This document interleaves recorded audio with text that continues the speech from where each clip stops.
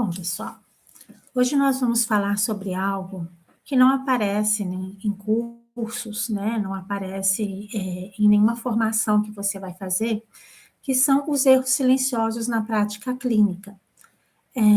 São aqueles erros que não são falta de técnica, que não são falta de conhecimento teórico, mas são falta de estudo, de aprofundamento, de postura, de supervisão, muitas vezes, né? Acho que a maioria das vezes, porque é em supervisão que a gente acaba trocando o nosso conhecimento, aonde nós podemos aproveitar da experiência do outro para poder falar da nossa própria experiência na clínica. A clínica ela é muito solitária e ela precisa de contexto, e o contexto, efetivamente, ele se cria quando nós estamos junto com outras pessoas que tenham a mesma formação ou formação semelhante à nossa, né? Ah, falando, então, dos erros silenciosos, né? Eu falo hoje especialmente para aqueles terapeutas que não tiveram uma formação com base psicológica na condução dos seus casos, né? Aqueles terapeutas que buscam, de alguma forma, ainda a maturidade, que buscam estar engajados, estarem atendendo de uma forma mais consciente, mais profissional, né, os seus pacientes. Eu não estou dizendo, não é uma live de jeito nenhum crítica, nem para poder apontar erros, muito pelo contrário. A minha proposta é de estar com cuidado, né, com o meu amadurecimento clínico, poder estar dividindo com vocês aquela prática que eu conheço. Eu ainda não me apresentei, né?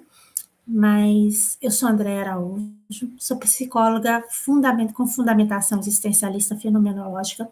Eu tenho 38 anos de prática clínica, não como dado de currículo, de forma alguma, mas como critério construído de sessão em sessão, de supervisão em supervisão, de troca em troca com os profissionais, né? E eu quero compartilhar com vocês hoje e por algum tempo essa minha trajetória de vida e as coisas que eu venho percebendo no decorrer desses meus 38 anos de experiência na clínica da psicologia, na clínica do auxílio, na clínica, não só na clínica da minha própria atuação, mas das pessoas todas que eu supervisionei e até hoje supervisiono, porque eu gosto muito dessa troca. A troca, para mim, é muito importante. Eu preciso, né, assim, me vitaliza a troca, que como eu disse logo no começo, a clínica, ela é muito solitária. Bom, gente, então, não é uma live de julgamento de forma nenhuma, e sim de cuidado e amadurecimento. Amadurecimento clínico, né? Não teremos aqui respostas prontas de jeito nenhum, porque não existem respostas prontas, mas será uma conversa honesta sobre o que a gente evita nomear na prática clínica, e se você tiver alguma pergunta, você pode me mandar, que eu vou estar buscando responder. Mesmo que você não esteja assistindo essa live ao vivo, em outro momento, né, vai ficar disponível aqui no YouTube, você pode estar fazendo as perguntas e eu estarei respondendo dentro do possível, tá certo? Bom, então vamos lá, né? Por que a intuição é o primeiro contexto que a gente tem, né? O que é o cuidado intuitivo, né? O que vem a ser essa questão intuitiva que acaba acontecendo muito na parte clínica? O que acaba acontecendo na parte clínica é que nós temos muita teoria, né? Vamos falar agora dos psicólogos, né? O psicólogo tem muita teoria, e não sabe ainda o que encaixa no cliente. E o terapeuta integrativo, holístico, energético, né? O terapeuta, de uma forma geral, ele já não tem nem essa formação. Né? Isso não é disponibilizado nos cursos de técnica. Eu falo isso porque eu tenho formação em barra de axis, eu tenho formação em florais de Bach, eu tenho formação de reiki, eu tenho formação de mesa radiônica, eu tenho formação, enfim, eu tenho algumas formações, e eu utilizo delas como complemento daquela linha primeira minha, que é a linha da psicologia. Então, dentro da psicologia, quando eu vejo necessidade, quando eu vejo que algum processo pode ajudar o meu paciente a dinamizar, a potencializar efetivamente o tratamento, eu indico. Algumas vezes eu me indico, e outras vezes, e muitas vezes, eu indico os meus colegas terapeutas também. E muitas vezes eu dou a sugestão para o meu cliente, para o meu paciente, que ele pode estar buscando tanto um outro terapeuta ou fazendo comigo.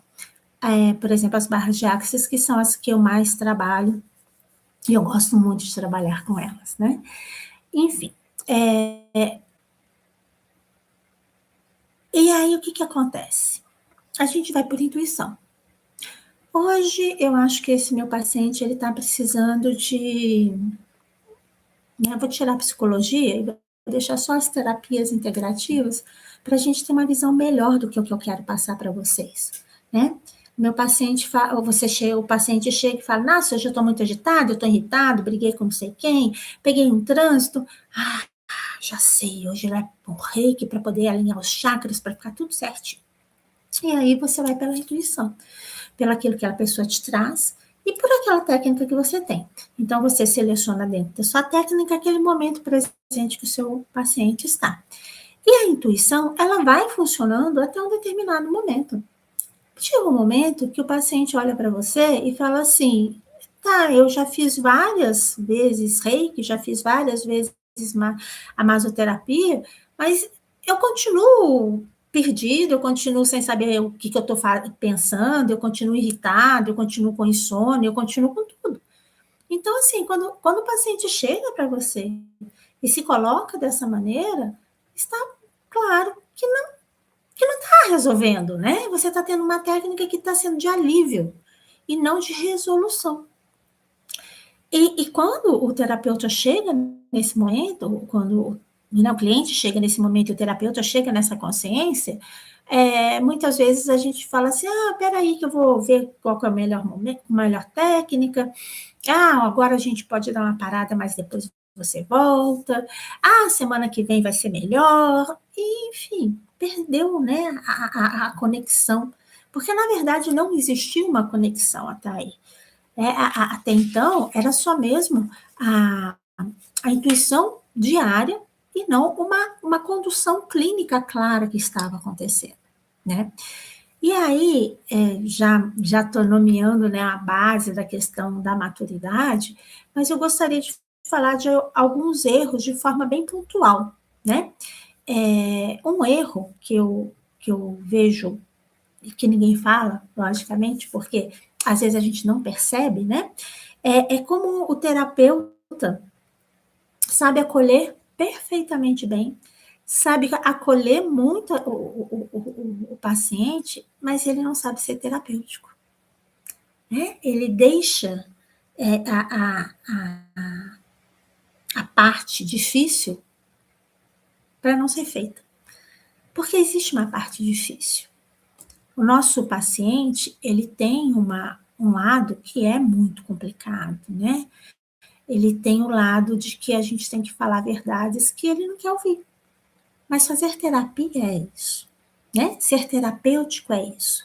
E aí o que acaba acontecendo é que muitas vezes o terapeuta, ele passa a ser conivente com a situação que o paciente está passando, com medo de magoar, com medo de que vai, né, fazendo uma devolutiva, a pessoa vai ficar chateada e não vai voltar mais.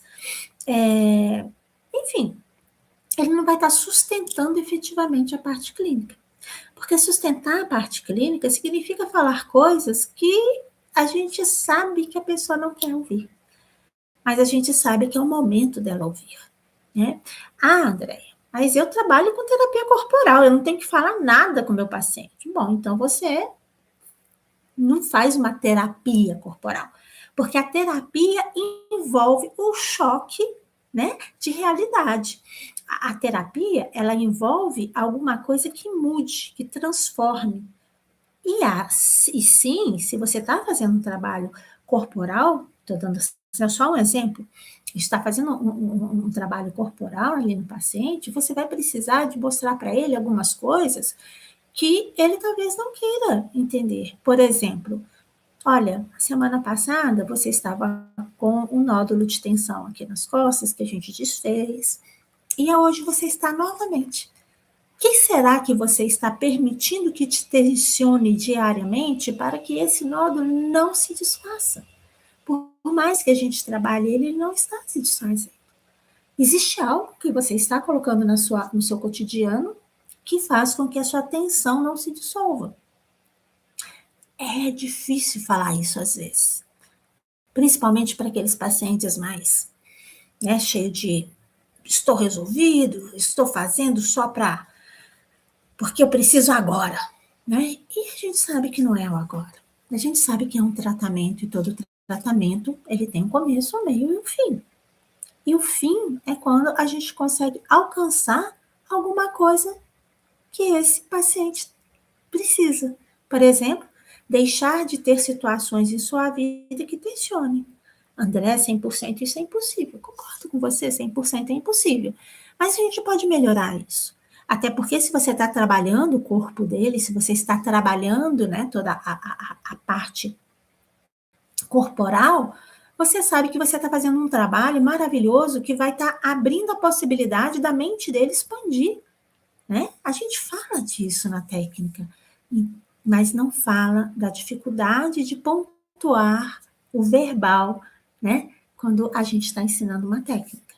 E eu falo isso para vocês porque eu também ensino alguma, né? Eu ministro curso de barras de acas, eu ministro cursos de floral de bar, e eu sei que falta isso no curso. Eu sempre busco dar umas pinceladas mais fortes nesse contexto, mas falta carga horária para isso. Os nossos cursos técnicos, eles são muito rápidos, né? Nós podemos fazer um curso de Reiki maravilhoso de um final de semana estendido, começando na sexta e terminando no domingo. E mesmo assim não vai ter essa parte da maturidade, da questão ética e da questão de falar com o nosso paciente aquilo que é necessário. Então, vamos lá, vamos marcar isso, né? O acolhimento que vira conivência. Não adianta você ter um acolhimento maravilhoso, você ter uma técnica sensacional e ainda assim você deixar de pontuar para o seu paciente, né, para a pessoa que você está atendendo, as dificuldades que ele está fazendo, as situações que ele não está abrindo mão. Faz parte da terapia fazer isso. Faz parte da terapia você se posicionar dessa forma mais de sustentação mesmo, né? Porque acolher e só passar a mão na cabeça, gente, isso amigo faz. Né? O que diferencia nós terapeutas do amigo é justamente a não omissão e poder falar com propriedade o que está acontecendo e pontuar aquilo que está acontecendo com o nosso paciente. Isso é a forma que você fala assim, não, eu não estava conversando com meu amigo, eu estava fazendo terapia. A grande confusão que acaba acontecendo é exatamente essa. Né? O terapeuta, sem nenhum critério de juízo, de crítica, ele pontua o que o outro está fazendo. Né? E muitas vezes, para eu poder não ter essa crítica, eu também tenho que ter meu autoconhecimento. Quero deixar isso claro aqui. Mas o primeiro erro, eu deixo aqui registrado então, é o acolhimento que vira conivência, porque é aquele acolhimento que eu acolho, eu aplico a técnica, mas eu não pontuo as coisas que meu paciente está precisando de ouvir. Vamos pensar num outro erro que acaba acontecendo, um outro erro tem a ver sempre um com o outro, né? O segundo erro silencioso que acontece na clínica é a ausência de posição clínica. Como que é posição clínica? Não, André, eu tenho posição, né, eu aplico barra de axis, eu faço hipnose, né? Eu tenho um posicionamento. Meu posicionamento é esse. Não, meu bem, isso não é posicionamento, isso é técnica, né? Eu posso usar muitas técnicas para ajudar o meu paciente a chegar em um determinado lugar. Mas qual que é o meu posicionamento ético, seguro, na construção do que aquilo que eu estou propondo de crescimento do meu terapeuta? Essa é uma outra confusão que acaba existindo, principalmente quando nós vamos nas áreas das terapias que não têm a formação psicológica.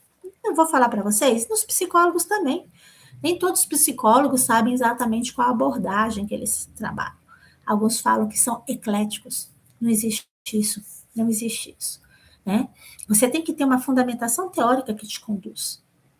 E algumas pessoas falam assim, não, mas isso é rigidez, é referência, né? E não é. Posicionamento técnico significa que eu olho para o meu paciente de uma determinada forma, que eu entendo o que ele está me dizendo de uma determinada forma, e eu vou ligar um fio condutor nele até onde ele quer chegar. Isso vai ser claro para mim. Não necessariamente o meu atendido, né, meu paciente, meu cliente, o nome que você quiser dar, ele precisa saber exatamente o que eu estou fazendo verbalizado. Eu tenho, que nem eu falo, né? Eu sou psicóloga existencial fenomenológica. Você não precisa falar isso, mas você tem que ter claro para você onde você quer chegar e como você chega nesse lugar que você tem. Porque senão você se perde. Porque senão a clínica vira intuitiva. E só a intuição não te leva aonde você precisa. Né? A falta de identificação teórica faz com que você afete o vínculo terapêutico. Tem um momento que seu paciente percebe que você está perdido. Eu não sei se ele sabe muito bem o que ele está fazendo. Né? E os terapeutas, eles têm uma certa, né, resistência, e eles acabam falando que é engessamento. Não. Fundamentação não é engessamento.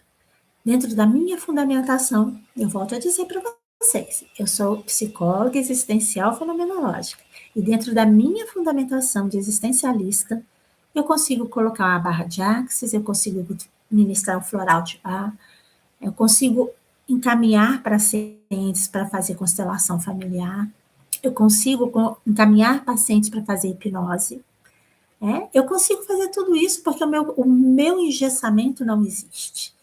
O que existe é meu conhecimento de saber aonde eu estou com o meu paciente, aonde eu quero chegar e quais as técnicas que existem disponíveis, né, para que agilize esse processo. E é muito gostoso quando eu indico um paciente para uma pessoa, essa pessoa sabe exatamente qual que é o fundamento dela. Porque ela fala, ela sabe, ela fala assim, olha, esse cliente que você me indicou, ele está dentro desse local e nós vamos trabalhar para chegar nesse. E é claro para a pessoa. Né? Se você tem essa fundamentação, você sabe exatamente do que eu estou falando. Mas se você não tem, você está se perguntando do que eu estou falando. E é aí que está a chave, sabe? É esse exato momento que está a chave. Ser terapeuta integrativo, holístico, energético, não dá para abrir mão da fundamentação de onde você quer chegar e como você chega com o seu paciente. E essa fundamentação, ela está dentro de uma linha de raciocínio. Nosso próximo encontro, nós podemos falar das abordagens da psicologia, e aí vocês vão poder buscar mais conhecimento em relação a isso. Mas eu quero que vocês entendam o quanto isso é necessário, o quanto isso define a sua atuação, define o quanto o paciente consegue efetivamente confiar no seu trabalho, né? É a grande diferença de ser um terapeuta integrativo de um terapeuta, assim, integrativo com consciência, né? De ser algum por insegurança. Eu vou te falar que às vezes até na sua própria apresentação você acaba mostrando essa insegurança. Quando você fala para o seu paciente assim, olha, o reiki, ele é ótimo para isso, isso, isso, isso. Os florais, eles ajudam muito nisso, nisso, nisso. Qual que você prefere? Você acabou de transferir para o seu paciente a conduta clínica que é sua. É você que sabe que o seu paciente precisa. É você que, dentro de uma primeira entrevista, de um primeiro contato, de uma anamnese, vai falar assim: ó, eu vou usar isso para isso, isso, isso, eu vou usar aquilo para aquilo, aquilo, aquilo, e nós devemos chegar em tal ponto depois de tantas sessões. Mesmo que você não queira falar isso para o seu paciente, isso tem que estar claro para você. Se você não tem isso claro para você, as coisas não vão funcionar. Vai ficar na mão do paciente que está ali para poder ser atendido. Ele não sabe o que você sabe. Ele não tem o conhecimento da sua técnica. Ele não sabe o poder que as energias têm de transformação. Ele vai ficar falando assim: eu não sei, eu saí sentindo bem. Mas no outro dia tudo voltou. Porque faltou o alinhavo, sabe? O nozinho. Faltou esse alinhavozinho, esse nozinho. No final da sessão, olha, semana que vem nós faremos tal atividade porque eu estou buscando alcançar tal coisa com você. E muitas vezes o paciente vai voltar porque ele sabe que você sabe aonde você está andando. Se ele não tem essa segurança em você, para que ele vai voltar? Quando eu tiver com dor nas costas, eu volto a fazer uma masoterapia. Ou eu volto a fazer uma massagem. E aí? Você é um massagista ou você é um massoterapeuta? Tem diferença. E a diferença é grande. Bom, gente, então assim, o segundo erro, né, que eu queria e eu coloquei aqui para vocês, é a ausência de posição clínica. Eu espero que tenha ficado claro. Se não ficou, por favor, como eu disse, mesmo que você não esteja assistindo hoje, esteja assistindo em outro momento, coloque a sua pergunta. Eu vou estar buscando, estar respondendo no chat mesmo, né? Vai ficar aqui disponível no YouTube. E é um erro grave. É um erro grave que acaba acontecendo e que será bem legal se vocês começarem a pensar de uma outra maneira nisso. O terceiro erro, né, que eu vejo assim muito comum, né? Hoje eu separei os erros mais comuns que eu vejo dentro das supervisões, dentro das mentorias, os que mais aparecem, né? É pedir permissão para ser o profissional que você já é. Como é que a gente faz isso, né? André, mas como é que é isso? Existe alguma relação de maturidade clínica com quanto o terapeuta cobra? Gente, tem tudo a ver, né? Cobrar menos, cobrar porque o paciente não tem dinheiro, vou te dar um descontinho, né? É um padrão de autopunição.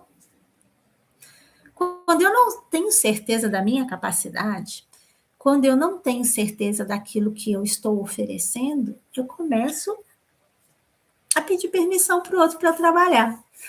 E a permissão dele, muitas vezes, passa pela questão financeira. Né? A questão financeira ela é muito grande. E a energia do dinheiro é uma energia muito poderosa. E eu estou aqui falando com várias pessoas, principalmente com os terapeutas holísticos, energéticos, né? Que trabalham com toda essa linha de energia maravilhosa. E aí a gente fala justamente dessa questão do dinheiro, do valor que eu tenho. Né? Quando eu estou falando de dinheiro, eu estou falando do valor que eu tenho. Eu não estou dizendo que você não possa, eventualmente, né, fazer algum processo em algum momento de oferecer para outras pessoas, para algumas pessoas, um valor diferenciado. Não é isso que eu estou dizendo. Eu estou dizendo que se você quer ser bem posicionado no mercado, você tem que se dar o valor. Quantas horas você estudou? Quanto tempo você se dedicou para poder realmente entender a técnica que você usa? Aí eu vou além. Né? Você fez psicoterapia, investiu em você mesmo para você poder ser uma pessoa melhor, para poder entender o outro de uma maneira mais equilibrada, mais aberta, mais intensa. Você, você buscou, não é, várias teorias para fundamentar aquela técnica que você aprendeu num curso curto, num curso de final de semana, ou às vezes num curso até longo. Né? O meu curso foi de 1 ano, mas foi uma vez por mês. Não é um curso longo, gente. Não é. Não, não tem carga horária para isso, sabe? E então, você fez tudo isso? Você tem esse valor para oferecer para o seu cliente? Você tem a maturidade de falar para ele assim: olha, eu cobro isso porque é o que vale o meu trabalho. Aliás, eu gostaria muito que você entendesse que cada etapa do meu trabalho tem um valor excepcional. E não tem dinheiro que pague. Por isso, eu coloco um valor simbólico. Aí foi demais para você, né?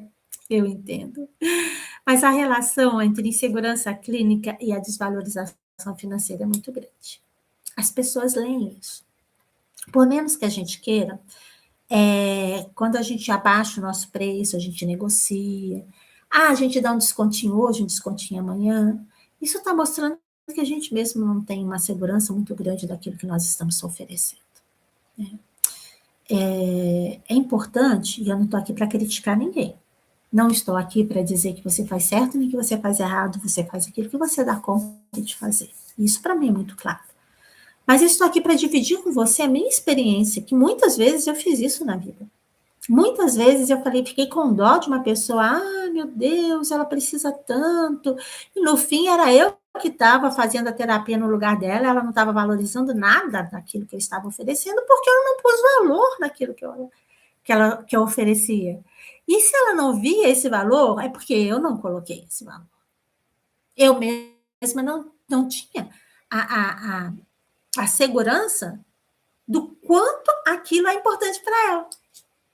Se eu tenho essa segurança real, eu vou falar para ela: olha, meu bem, o valor é esse. Né? O valor é esse. E posso, sim, volto a dizer, tem um outro. Né? Eu tenho meu valor das minhas sessões de psicoterapia, e volta e meia, em alguns tempos, eu abro algumas vagas para clínica social. A clínica social, o valor é menor do que a das minhas sessões de psicoterapia. Tenho o meu trabalho da mesma forma, mas eu faço isso como um trabalho social. E as pessoas que estão nessas vagas, elas sabem que são um número restrito demais de vagas. Existe uma forma de condução nessa clínica social, e se elas respeitam, elas ficam. Se elas não respeitam, eu sinto muito, mas elas vão embora. E nem sempre eu reponho, tá? Às vezes eu abro essas vagas 2 vezes por ano, às vezes 3, e nunca passo um número maior do que 3 vagas, atualmente. Algum tempo atrás eu chegava a ter 5 vagas na clínica social, hoje eu abro com 3. Né? Então, assim, a gente pode sim, né, oferecer esse valor menor para uma clínica social, mas o nosso valor pessoal não. Quem está fazendo o nosso tratamento, quem está no nosso processo, ele tem que estar muito alinhado com aquilo que eu acredito que eu faço. Tem que estar alinhado com aquilo que eu sei que eu mereço.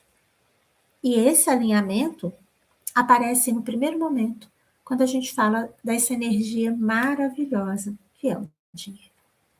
Né? Não vamos esquecer que a energia do dinheiro é uma energia de construção, é uma energia de empoderamento, é uma energia que faz com que o outro possa existir de uma maneira mais plena, que é exatamente o trabalho que você está oferecendo. Que é exatamente o trabalho que você está oferecendo, né? É o trabalho de... Gente, eu fiz essa cara porque o meu gato caiu aqui de cima da... Ele estava deitado aqui em cima da minha mesa, e eu acho que ele virou e caiu. Vocês me desculpem, mas foi isso que aconteceu, tá? Eu não consegui não reagir ao que aconteceu. Mas, enfim, voltando, né, à questão da relação da segurança clínica com a desvalorização financeira, essa linha está muito ligada. Essa linha ela é muito clara. e a gente busca com que os nossos pacientes, eles tenham uma vida melhor, que eles se conheçam mais, que eles tenham mais empoderamento e mais posicionamento na vida. E quando a gente fala da nossa questão financeira, a gente está mostrando para eles que nós temos isso na nossa vida. E uma coisa muito clara, eu acho, ninguém dá o que não tem. Não é verdade? A gente só dá aquilo que a gente tem. Pode ser a coisa mais simples do mundo. Eu posso te pedir um copo de água agora. Se você não tiver esse copo de água para me dar, você não vai me dar, né? Então, a questão de autovalorização, ela passa muito por esse viés. E quando a gente fala, né, desse viés, a gente está falando de posicionamento ético também, sabe? Quando eu respeito a minha formação, eu respeito o meu investimento, né? Eu estou sendo ética, né? Quando eu falo isso, eu estou sendo ética. E aí eu vou falar para vocês que hoje em dia está muito, muito misturado, que posicionamento ético não é marketing. Não é marketing agressivo, não é marketing de jeito nenhum. Posicionamento ético é clareza profissional. E aí eu volto a dizer, eu não tenho que pedir permissão para ninguém para eu ser quem eu sou. Eu sou uma terapeuta com conhecimento, com formação, sei aonde eu começo, sei aonde eu termino, sei aonde eu vou te levar. Portanto, eu mereço ser bem remunerada. Pelo menos eu mereço ser remunerada naquilo que eu acho que é justo para mim. Fazendo esse adendo. Por que eu faço esse adendo? Porque às vezes você está recém-formado e acha que você não merece aquele valor. Seja claro com você. Seja honesto com você. Agora, fazer um preço e cada vez que a pessoa sai da sua sala, você fala, ai, paga pouco e ainda reclama. Você não está sendo ético. Você não está sendo sincero com você mesmo. Se paga pouco é porque você permitiu. Porque você aceitou. É hora de parar e pensar nisso. Maturidade terapêutica, maturidade clínica, é isso. É você saber o que você está fazendo, por que o que você está fazendo e sustentar tudo o que você faz, por responsabilidade e ética própria. Certinho, minha gente? Então vamos lá. Só para fechar, né? O terceiro erro que eu trouxe aqui hoje para a gente conversar foi justamente de pedir permissão para ser o profissional que se é. Pedir permissão significa negociar valores, se desvalorizar, não entender qual que é o seu lugar na clínica, não saber efetivamente como que você organiza, né, um tratamento terapêutico, enfim. É muito triste quando um terapeuta, principalmente já mais amadurecido, de mais anos, que a gente vê que é excelente, é acolhedor, sabe o que está fazendo, mas perde nessa questão ética de se reconhecer enquanto excelente profissional e cobrar por isso, né? Cobrar por aquilo que ele oferece. E eu volto a dizer, ter isso sozinho às vezes é muito difícil.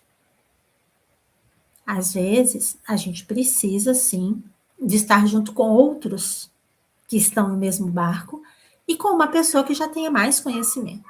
Por isso, a supervisão é essencial. As mentorias são essenciais para que você consiga estar discutindo com pessoas com mais experiência do que você tem e com colegas que estão passando pela mesma coisa, para você entender que não é nenhum bicho de sete cabeças, aconteceu comigo, acontece com você e acontece com outras pessoas. Mas a gente tem que buscar, né? A nossa bússola tem que ser a bússola de buscar sermos um profissional melhor, né? Chegarmos à nossa maturidade clínica e, a partir disso, se reconhecer e poder, sim, cobrar por isso, né, gente? Afinal de contas, a nossa formação não custa barato para nós. A nossa formação, ela é uma formação que que pede da gente um abrir mão de algumas coisas, né? Eu falo de abrir mão do sentido de que a gente sai da nossa própria liberdade de poder se esconder e entra num outro patamar, que é um patamar de olhar para nós mesmos, buscar o que a gente realmente é e poder oferecer isso para o outro. Olha que coisa maravilhosa, né? Para nós oferecermos com verdade um tratamento terapêutico para uma outra pessoa, nós temos que ter tido esse nosso tratamento. E essa é uma diferença clínica muito grande. Essa é uma diferença que as pessoas às vezes fogem. Sabe por que a gente foge? Porque é mais fácil. E nós buscamos o mais fácil. Né? Ser humano é assim, gente. Quando o nosso paciente, nosso cliente, chega no nosso consultório, ele chega porque está doendo demais. Ele não chega porque um dia ele acordou e falou: ai, gente, hoje eu vou fazer uma terapia legal para ficar zen. Não. Ele chega porque alguma coisa está doendo, porque alguma coisa pegou, porque alguma coisa não está encaixando. Ele chega por conta disso tudo. Eu queria dar uma dica para vocês. Eu vou falar disso, né? Eu tenho visto, eu vejo no Instagram, algumas pessoas, alguns terapeutas, eles colocam assim: reiki, para que serve? Floral, para que serve? Enfim, eles falam para que as terapias servem. E aí eu fico me perguntando: e ele, para que serve? E o terapeuta, para que serve? Porque eu li lá que o reiki me ajuda com sono. Ah, eu tô com insônia. Ah, legal, eu vou procurar um reikiano. Vou chegar na minha vizinha e vou falar: que você estava fazendo reiki com uma pessoa? Tava. Ah, então, você me dá o telefone dela? Dou. Que é aquela pessoa que postou. Entenderam? Entenderam por que que a fundamentação é essencial? Se você ficar vendendo só o nome da técnica, você está vendendo para todo mundo. Você não está vendendo para você. Você só vende para você quando você vende você. Quando você se oferece para estar com o outro. Aí sim. Eu sou Andréa Araújo e eu estou aqui me oferecendo para vocês. Eu sei onde eu posso chegar com vocês com meus 38 anos de prática clínica. E você? Com todo o seu conhecimento e formação em todos esses anos que você atua, está oferecendo o que para o seu paciente? Está oferecendo o que no Instagram? Está oferecendo técnica? Está mostrando para eles como as técnicas são ótimas? Qualquer um pode aplicar a técnica. Mas a sua leitura, a sua forma de trabalho, a sua condução de caso, só você pode fazer. Mais ninguém. Bom, gente, foi muito gostoso estar com vocês, tá? Antes de encerrar, eu quero deixar uma coisa muito, muito clara, né? Que maturidade clínica não é um destino. Maturidade clínica é uma construção. Que acontece em cada sessão, que acontece em cada dia com você mesmo, que acontece em cada erro percebido, porque erro que não é percebido não resolve. Então, é reflexão. É cada sessão, o que foi feito, o que não foi feito, onde eu cheguei, onde não cheguei, o que me travou, o que me impulsionou. Essa leitura, ela é diária, ela é constante. Eu faço isso até hoje. Muitas sessões eu termino pensando: o que eu fiz nessa sessão? Por que essa sessão está me incomodando? Por que eu não estou saindo assim? Ok, semana que vem eu tenho isso, isso, isso para trabalhar. É essa forma que a gente tem, né? Para fazer essa construção, a nossa honestidade com a gente mesmo, ela tem que ser muito, muito grande. Ela precisa se desenvolver e ela precisa estar está no nosso dia a dia. Isso já é maturidade. Quando a gente para nos avaliar, isso já é maturidade de entender que a clínica não se faz de qualquer jeito. A clínica se faz construída. E essa construção, só boa vontade não resolve. Essa construção, ela precisa de olhar, ela precisa de cuidado. Nosso paciente precisa de cuidado. Nós precisamos de cuidado. E a nossa clínica precisa de cuidado. Isso é algo que não dá para abrir mão. Quem quer realmente se posicionar, quem quer realmente ter um bom relacionamento na sua atuação clínica, tem que desenvolver a sua maturidade. Bom, se essa conversa fez sentido para você, me segue lá no Instagram. Eu não consegui entrar no Instagram. Eu vou deixar depois uma fala para vocês a respeito disso, né? Me segue aqui no YouTube. Eu vou estar trazendo sempre reflexões a respeito de todas essas coisas que nós conversamos, né? Vai vir muito mais conteúdo por aí. Eu estou começando agora, com esses 38 anos de jornada. Chegou um momento que eu acredito muito que está na hora de eu conversar com os terapeutas de uma maneira mais sincera, mais honesta, mais próxima. Não que eu não tenha feito isso já, né, nas minhas supervisões, mas acho que o momento hoje no mundo está muito propício para isso. E as terapias têm um lugar. Elas têm um lugar importante, elas têm um lugar que tem que ser respeitado. E nós podemos fazer esse movimento de respeito para os terapeutas estarem se posicionando de uma maneira mais profissional, mais ética e mais comprometida. Muito boa noite, obrigado pela sua presença, obrigado por me escutar até aqui e nos encontramos numa próxima oportunidade.